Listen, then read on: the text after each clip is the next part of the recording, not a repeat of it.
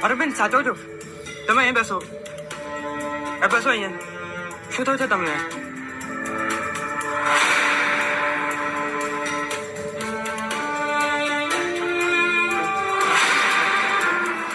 કઈ નહીં બસ ચક્કર આવી ગયા તમે કઈ ખાધું નહીં હોય એટલે તમને ચક્કર આવતા હશે તમે અહીં બેસો હું તમને ગરમા ગરમ ભજીયા ખવડાવું એ ખાશો તો તમને સારું લાગશે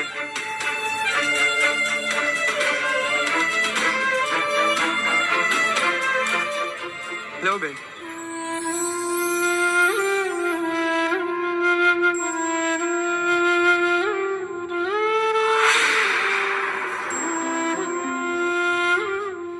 મારે નથી કહું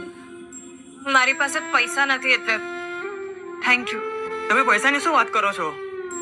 તમે મને પૈસા નહીં આપશો તો હું કઈ ગરીબ નહીં થઈ જઈશ હું મંદિરે આવ્યો ત્યારે તમારી વાતો સાંભળી હતી મેં